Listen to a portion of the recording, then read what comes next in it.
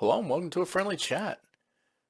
This is a bit of a different one, as I haven't really done much talking about this, but it is a topic that used to mean a lot to me, which is I used to be a big fan of wrestling when I was younger. There was two phases that I went through. Early '80s, when I was really young, and used to watch I think it was WWF Superstars, which was sort of they used to play it on the Wild World of Sports over here. And it was normally about half an hour, and it was just like here's the what was happening during the week. So it was sort of a best of, um, which was kind of cool. It kept you up to speed on what was happening and who was fighting who and who was winning, and the kayfabe and all that stuff. And then it sort of faded away, and I sort of stopped watching it. And then I came back again during the Attitude Era, and during the Monday Night Wars and stuff like that between WWF and WCW. Um, so yeah, when I was a kid, um, as there was no live action, superhero movies aside from Superman or the reruns of the Batman TV series, wrestling was the closest sort of thing that you had to superheroes, really, because they were all larger than life, colorful, had costumes and cool code names and nicknames and stuff like that. And so yeah, and they were good guys and they were bad guys. So it's like, yay, this is like a comic book come to life, and it all takes place in this ring, and sometimes around the ring, and sometimes up the entrance ramp and out the back. um, but uh, but yeah, so yeah, I had two, as I said, there were two sort of eras for me: the early '80s and then the mid to late '90s to early 2000s. And once the Attitude Era sort of ended, I sort of lost interest again. And I haven't really gone back, which just because nothing is really interesting me with the current sort of crop of wrestlers and where they're going. But that's beside the point. This video, I'd like to talk about my personal top 10, and I'm going to pick five from the 80s and five from the 90s Attitude Era. Um, and I'll have a couple of honorable mentions just to cheat a bit. Um, but yeah, so people who know me, probably my top three 80s is not going to be a shock, because I always talk about these three wrestlers as my favorites. But that it's not going to stop me from talking about it. So with that, let's kick it off. And now the news. Don't touch that dial. Number five on the list of 1980s is Jake the Snake Roberts. Fantastic. Hard worker, absolute hard worker. And I was very, very fortunate.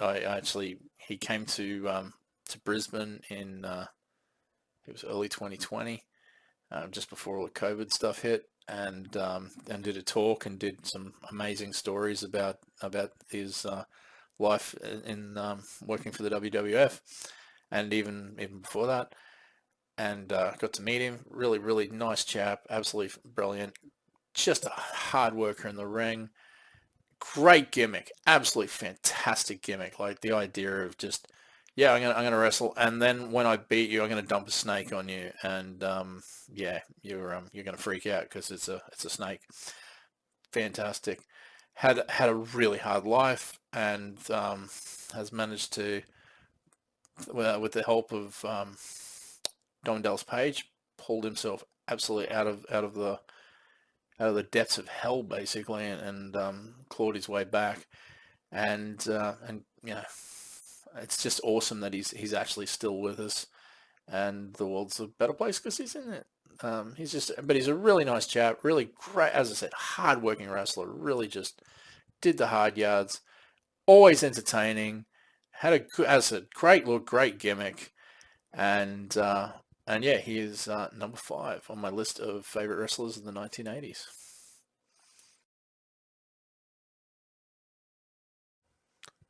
Number four of the favorite wrestlers of the 1980s.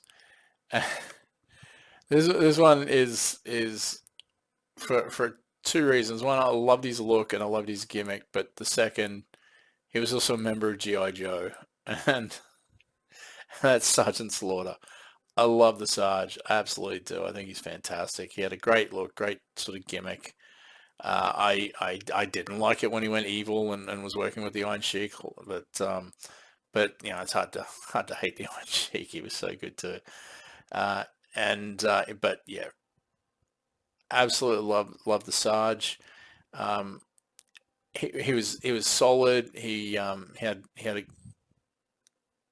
was great in the ring, not bad on the mic, pretty good, but he had a great his basically because of his look, he could just stand there and look serious and be intimidating, and so he didn't really have to do a heck of a lot more work on the mic, especially if he was tag teaming and the other person was really good on the mic, and he could just stand there and I'll get you, which is fantastic too. But absolutely magic as basically one of the guys who kept the back room in check and yeah, and had a lot of respect and just yeah, amazing. But yeah, yeah, he gets bumped up a bit mainly because yeah, as I said, he's also a member of GI Joe. I love the fact that because he sort of owns his name and look, he's able to still be an action figure for GI Joe and the Valorverse universe and all that stuff. So it's like, but yeah, I always love the Sarge. I think he's great. I love the fact that he did his own voice for the GI Joe cartoon. It's like it is Sergeant Slaughter. It's the real Sergeant Slaughter. But yeah, I just loved, as I said, loved his look, loved his gimmick, absolutely brilliant. Preferred him as the hero than a heel. He's better as a face. Um, but and I mean it is really really difficult to go through this list because I'm just looking at everyone going, I really like you, but I do have to limit myself. So so yeah. So Sergeant Slaughter, number 4 on my list of favorite wrestlers of the 1980s. So 1980s number 3 is Bret the Hitman Hart. The best there is, the best there was, the best there ever will be. And I know that's an arrogant statement to make as a wrestler, but he could back it up. He really was exceptional. He was a I like using the term a real wrestler, but he was a proper wrestler. He used legitimate wrestling, like he was a proper technical wrestler, as the term is. And he was magic to watch. Like he would just own the ring, and trained by his father, Stu Hart, from in the dungeon as they called it up in Calgary, and yeah, absolutely magical. He had a group called the Hart Foundation, which was with his brother Owen, British Bulldog, Anvil. I'm trying to remember anyone else off the top of my head. I can't.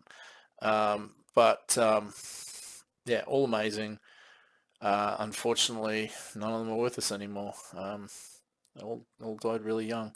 Owen died in a tragic accident, and British Bulldog and Anvil, yeah, they died very young. Bret, unfortunately, too, his career ended after getting kicked in the head by Goldberg, and fallout from that was a stroke, and that was it, done. But but yeah, during his heyday and all the way right up through into the 2000s, he was great. He was really good. Not the strongest on the mic. He was good enough, but he just generally came across, well, he did come across as arrogant with the whole best there is, best there was, and he could be mistaken for being condescending, but it worked because as you know, basically saying that you are the best, you should be a little bit condescending. Um, but it is funny when he was tag teaming with other people and they'd do their shoot interviews, and Bret would sort of just stand there and with the belt, and he'd chime in, but generally whoever else was there would generally run the mic. But that aside, I liked him more for his technical prowess and not necessarily his mic skills. But yeah, Bret the Hitman Hart is my third favorite wrestler from the 1980s, and I mean, you can say 90s and right up until 2000, but he was um, he was great all the way through, whether he was working for WWF or WCW. Should probably say WWE, but They were the WWF back then. So, yeah, Bret the Hitman Hart, number 3 on my list.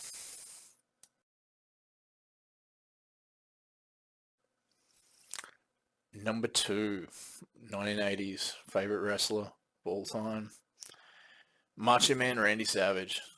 Ooh, yeah. I love Macho Man. He was so good. He was ridiculously entertaining on the mic. He had a great look. He was huge. He was larger than life. Not many people could pull off fluorescent green and fluorescent pink and fluorescent yellow with tassels and cowboy hats and crazy sunglasses and the madness. But he could, and he was absolutely amazing. And he was ridiculously agile for such a big guy. He was brilliant to watch. Once again, came through all the way through. He sort of went away for a while, come back, went away for a while, come back. But he was all the way through till I think the early 2000s at least. It was right up there when WCW ended. Yeah, absolutely brilliant. Once again, unfortunately, no longer with us, which is tragic and just it's very common, unfortunately, with wrestlers. But brilliant. And honestly, yeah, great mic skills, but he was amazing in Spider-Man as Bonesaw. Bonesaw's ready. So yeah, as the wrestler that Spider-Man has to fight, fantastic stuff. But yeah, Macho Man, I always loved to see him when whether it was in a tag team, whether it was even if he was just popping in just to do a shoot interview, it was always entertaining as heck and hilarious. Amazing wrestler. Probably one of the most memorable ones was him and Ricky Steamboat at WrestleMania. I can't remember which one it was, WrestleMania 1 or 2. Poor old Ricky Steamboat getting smacked in the ring bell. But amazing matches. And yeah, and that was the thing too. It's something that I miss from wrestling. It's another reason why I don't really get interested in it anymore. There's no really cool identities anymore. People just wrestle under their own name. And I'm not having a go at guys like John Cena and that, but I like having things, like Macho Man Randy Savage and Bret the Hitman Hart and Jake the Snake Roberts. It's like it's an identity. It's something where you just go, yeah, I like the Snake. I like the Hitman. I like the Macho Man.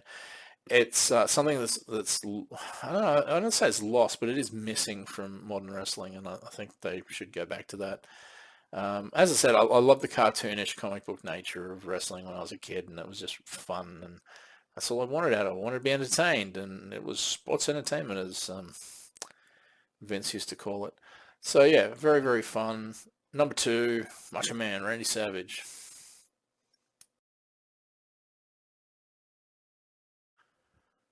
Number 1 on the list is not going to be a shock to anybody, as neither was probably 3 and 2. Roddy Piper. Hands down, favorite wrestler of all time, no matter what era. It could be the 31st century, and it'll still be Roddy Piper is my favorite wrestler of all time. Absolute magic on the mic. Absolutely brilliant. I don't think anyone comes close to him. There are still other Nature Boy Ric Flair is fantastic on the mic. Stone Cold's fantastic on the mic. The Rock is amazing on the mic, but I don't think any of them really just hold the torch to how good Piper was. He had a quick wit. He was absolutely fantastic. He was a great wrestler, but I liked him as a wrestler, but I liked him more for everything else he brought to wrestling, which is mainly the entertainment part of it. Whether it was Piper's Pit, where he's interviewing people, or whether he's doing a shoot interview and he's absolutely owning whoever he's up against, and just completely you go, oh, this fight's going to be great because they want to smack him for what he just said. But yeah, absolutely brilliant, and a really good actor too. I mean, he's in some of my favorite sort of B movies, like Hell Comes to Frogtown, and of course They Live, which is absolutely magnificent. So he was like that guy who sort of made the leap from wrestler to actor and could pull it off. I thought he was pretty good. I don't think, no one's going to go, oh, he should be doing Shakespeare. It's like, no, he's not that kind of actor. But he brought the same level of wit and comedy that he did in the ring, or in the pit, or on a shoot interview, into the acting. So it's fantastic. He's brilliant. Once again, another gone too soon, but will never be forgotten. Not by me anyway. So yeah, it's my all-time favorite wrestler of any era, any generation, any part of the multiverse, omniverse, whatever, is Rowdy Roddy Piper. Absolutely brilliant, and he is missed, but he does live on in our memories, and all the footage and movies that he did. So yeah, good old Hot Rod, absolutely brilliant.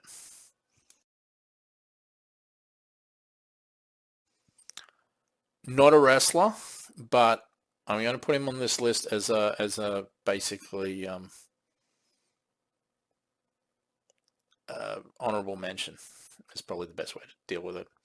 Mean Gene Okerlund, absolutely important, because he was the guy that interviewed everybody, and regardless of whether he was working for the WWF in the 80s or the WCW in the 90s, he was just, you need Mean Gene. I mean, great name. I love it. And once again, he's Mean Gene. He's not just Gene Okerlund. It's Mean Gene. So you just looked for him all the time. Whenever he was interviewing someone, it's like, it's Mean Gene. Cool. Who's he interviewing? Oh my God, he's interviewing Kurt Hennig. Yeah. He's interviewing Bret Hart, or he's interviewing whoever. It's like he was just there. He was. It's like Mean Gene.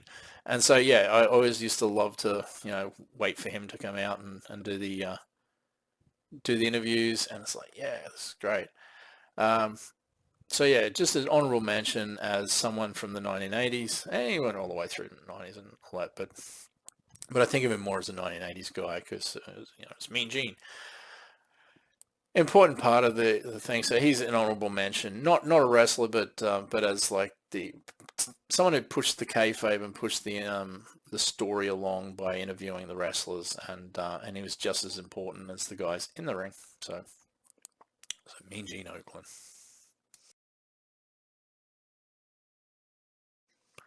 Number 5 on the 1990s list. Now, some people can put him in the 1980s, but I was more watching this guy in the 1990s, and that is Curt Hennig, Mr. Perfect. Frigging incredible wrestler. Brilliant. So good. I love the Mr. Perfect character. I love that sort of, just confidence with his skill and his ability, and like, that's going to be perfect. So bloody good. And Curt Hennig was an excellent wrestler. Once again, another one that we've lost at a way too younger age. But yeah, as I said, a lot of people can say, oh, he was 80s, and it's like, yeah, he was, but it was 90s when I started watching Curt Hennig. And even when he was not longer Mr. Perfect and he was just Curt Hennig, he was still brilliant when he was working with the Four Horsemen with Nature Boy Ric Flair and Malenko and such, Arn Anderson. It was like, yeah, he was fantastic, absolutely brilliant. But yeah, it's just, I love the Mr. Perfect thing. Great on the mic too, really good, because as I said, he had that confidence to the point of arrogance, because he's like, because I'm Mr. Perfect. And he was really good with his fans, absolutely brilliant with his fans. It didn't matter if he was being like a heel or a face. It's like, there's a great story of him meeting some kids before a match. And I think at the time he was a heel, but he played it up for the kids that, he was, because he was their favorite wrestler. And basically he was, and the kids, he goes, well, I got to face Bret Hart tonight. And he goes, you got any advice for me? And they're going, oh, you got to watch out for the sharpshooter. And he goes, oh, yeah, sharpshooter, yeah, that's bad. And he goes, oh yeah, watch out for, if he, he does this. And he goes, oh yeah. He goes, yeah, keep him off the ropes. And he goes, Good work. Yep. Okay. I think I've got it. Thanks, guys. And during the match, Brett was about to put Kurt in the sharpshooter, and he looks over and sees the kids watching, and then he manages to sidestep out of it, and he points the kids and gives them the thumbs like, yeah, thanks, kids. And then the rest of the match continues. I went, what a dude. What a great guy. But what a perfect individual. But yeah, so Kurt Hennig, number 5 on my list of favorite wrestlers of the 1990s.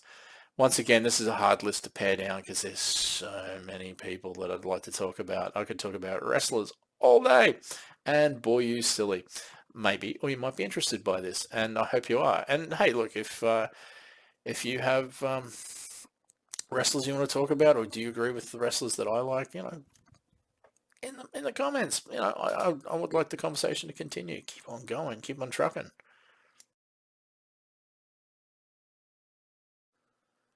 Number 4 is Sting, Steve Borden. He is a fantastic wrestler, absolutely brilliant technical wrestler.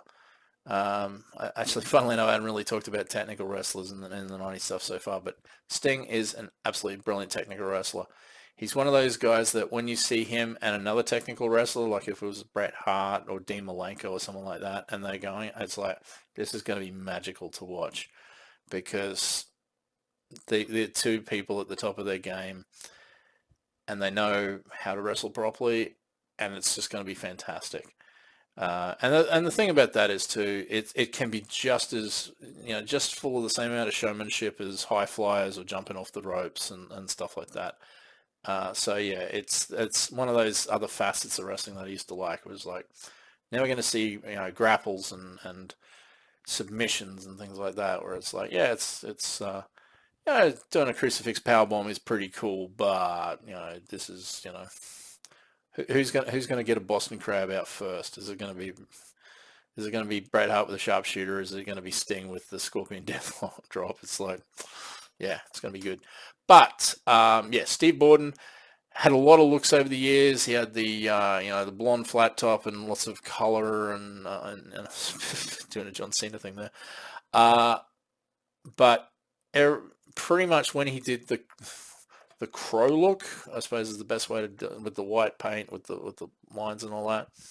That was the best look. It really suited him with the longer hair, and he could push that sort of brooding sort of thing as well, which worked really well for him because he's got an interesting stare because his eyes are just very sort of set back, but they sort of look through you. So yeah, absolutely magical, brilliant wrestler. Not the greatest on the mic. The WCW Nitro game on PlayStation 1, I used to love it because when you hit the circle button when you're choosing wrestlers, it'd come up with a rant, and it was an actual full video rant of the real wrestler doing it. And Sting's one was not the greatest. It was kind of a bit funny, but it didn't matter because I gave him a pass because he was such a good wrestler, and he had a great look. So, which he still has today. So, number 4 on the list of 1990s wrestlers is Sting, Steve Borden.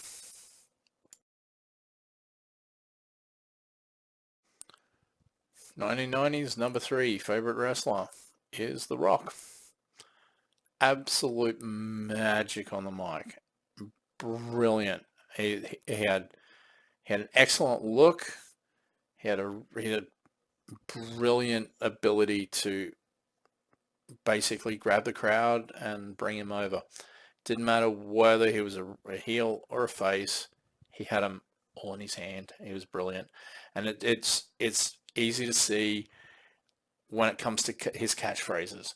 Do you smell what The Rock is cooking? It didn't matter like how long it took him to, whether he'd do it quickly or, do you smell? Just absolutely rain it out. The crowd was there to chant it along. And the same with when he was again asking a question. It doesn't matter. The crowd was there to, know your role and stuff like that. It was just the crowd knew all of the catchphrases and were ready to say it along with him. Absolutely fantastic. he's a big dude, and I mean, I remember when like the Nation of Domination came in, he was kind of small, and he had weird sort of flat top and stuff like that when he was there with Farouk and that. But once he sort of became like the Rock that we know and love, it was perfect. It was like he worked it out and he perfected it, and history is made. Um, Once again, like Piper, he was able to alternate between being a wrestler and being an actor, and he kept coming back and forth and does a really good job. But yeah, brilliant skill set, and it's funny too because you forget how big wrestlers are when you see them next to each other. You see The Rock fighting Triple H, and you go, yeah, they're sort of roughly about the same size sort of thing. You see them standing next to a regular, sort of that's like a civilian, but a regular person, and you go, my God, they're massive, they're huge. So yeah, I could imagine getting hit with a rock bottom by him would probably hurt, especially if you're not ready for it.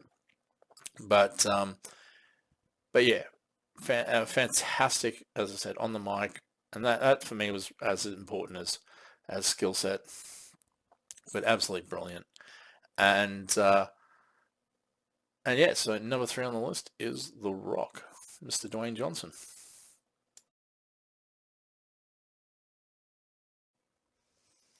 Number 2, 1990s. This was once again, this was another difficult one, but I am actually going to go with The Undertaker. And Taker is one of those dudes who was just ridiculously hardworking. Like he was there for a long time, and he was he just was just he went through different phases and different looks. He was the Dead Man, and he was all these really cool gimmicks they had to go with, and some of them didn't work, and some of them seemed ridiculous. But he just ran with them, and it didn't really matter because he was a force of nature in the ring. I just love that about him. And I always love when he'd get knocked down and he'd just sit up like, and then get back up and then start wrestling again. It's like, it was just a great part of his act of like, yeah, I've knocked the Taker down. Ooh, yeah, and I'm gonna go up in the ring and go, oh, look at me, woo, and then he just sits up again. And it's like, he's gonna get you. So great theatrics, absolute fantastic theatrics. I loved it during Attitude when he was working with Kane and Paul Bearer. Absolutely brilliant, great stuff. But he definitely deserves his retirement. He's a big guy, and knees a shot and all that. But just absolutely cool cat, and amazing wrestler. And as I said, hard worker, and the whole streak of just undefeated for all the for X amount of WrestleManias. It was just wow, that's pretty cool. I don't know, it's just a story, but yeah, but he sold it. He sold it as like he was just a force of nature that just he cannot be stopped. So absolutely brilliant, really good stuff. Yeah, he is definitely number 2 on my list.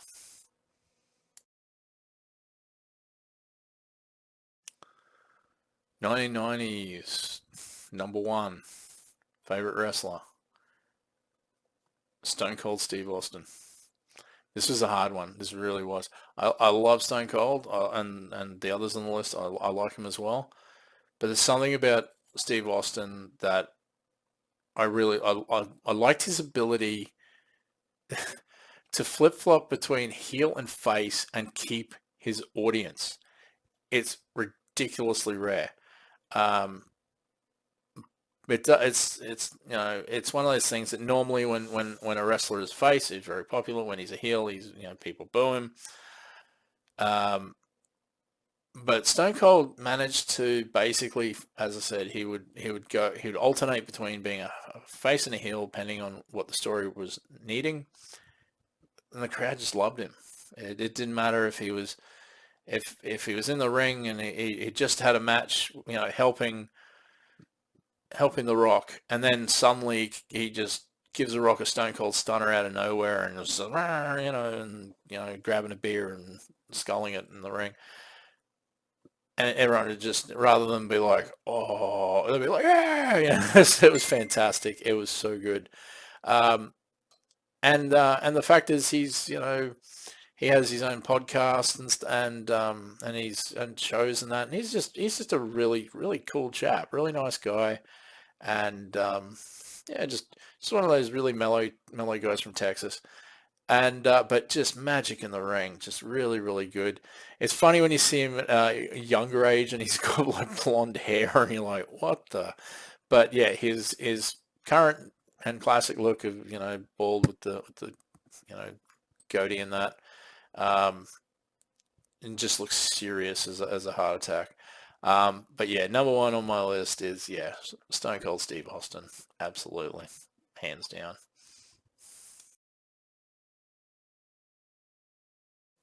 My 1990s, basically honorable mention, not a wrestler either, Bobby the Brain Heenan. Now he was around for a while, but when I was back in the 90s when I started watching it again, Bobby Heenan was the color commentator on WCW Nitro and probably Thunder, but I didn't really watch Thunder. Absolutely fantastic. Like he also used to do interviews as well with the WWF before he moved over to WCW, and they are so good because he stayed in his heel character the entire time when he was doing interviews. It was just brilliant. It was so beautiful. Fun guy. Him and Gorilla Monsoon were just brilliant, and they were great friends. And yeah, once again, well, unfortunately, Gorilla's no longer with us either, but Bobby Heenan's no longer with us, and he was just a brilliant commentator. Honestly, it didn't matter. Like when he was with Gorilla, oh, so good. If he was with someone else who was doing just boring play-by-play, he just ran rings around them. Well, no pun intended, but it just make him look like a complete goon. It was just like, what are you talking about? It'd be like just brilliant. So yeah, he's an honorable mention. Not a wrestler. He was a great manager and an absolutely magical commentator. So yeah, Bobby the Brain Heenan, absolutely fantastic.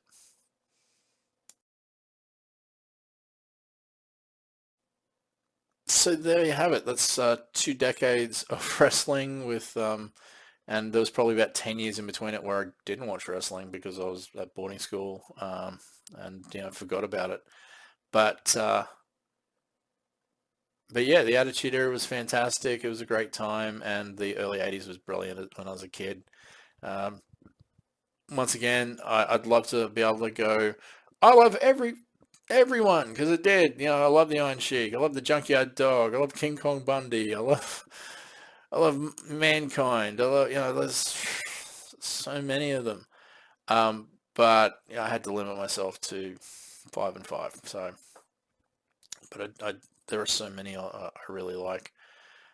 Whether they were heel or face, they were just, they brought something to the match and to the entertainment, and that was part of my childhood and part of my 20s, late 20s. But yeah, so please, in the comments, who are your favorite wrestlers? And it doesn't matter if you disagree with mine and you have your own. That's perfect. That's perfect. It's everyone's opinions are valid, and yeah, so doesn't matter if it's from the 80s, the 90s, or now. It doesn't matter. I mean, as I said, I don't really watch wrestling now, but I do keep up to date with who's doing what, and that's kind of interesting in that sense. But I don't watch any of the actual matches or subscribe to any of the channels that still do wrestling. But yeah, as I said, please leave comments and yeah, let me know who your favorite wrestlers are. And it doesn't have to be WCW, WWE. It can be TNA. It can be ECW. It can be anyone. You go, I like Sabu. He's great. And it's like, cool. Sabu was great. Yeah, it's like just down and just let them. And even if you want to elaborate on why you like them, it's like, were they good on the mic? Were they just absolutely hardcore in the ring? Were they just brilliant? Were they technical? Were they high flyers? Were they just big men who could just powerbomb you into oblivion? Yeah, just let me know. Yeah, as I said, I'd like to keep the conversation going. And yeah, and if this is something that you are actually interested in me continuing talking about, the great days of the 80s and 90s Attitude Era of wrestling, I definitely would like to continue talking about it. It is something that I do like. I do like my sport, and I do like my sports entertainment. So, so yeah, if this is a topic that you say, yeah, more of, please let me know, and I will continue. I probably will do something else about wrestlers. God, I could say top 5 tag teams. Oh, there you go. There's another video somewhere down the track. I'll talk about tag teams that I like. Or top 5, big men, top 5, whatever. Yeah. So there's so much I can talk about with wrestling, but yeah, but I will warn you, it will be limited to those main eras of early to mid 80s and mid to late 90s, 2000, 2001. But if those eras interest you, let me know, and yeah, I can continue coming up with some content on that. It is something I used to talk about in the shop when I worked for Ace Comics. My friend who used to work there, Paul, we used to talk about wrestling all the time. It was fantastic. So so yeah, if that's a topic that you think, hey, yeah, I'd like more of this, yeah, I will continue to do some of this for you too. So anyway, with that, keep on watching, keep on listening, keep on reading, keep on wrestling. So, so yeah, and yeah, keep yourself entertained because there's lots of great stuff out there. Bye bye. Damn the man! Save the Empire!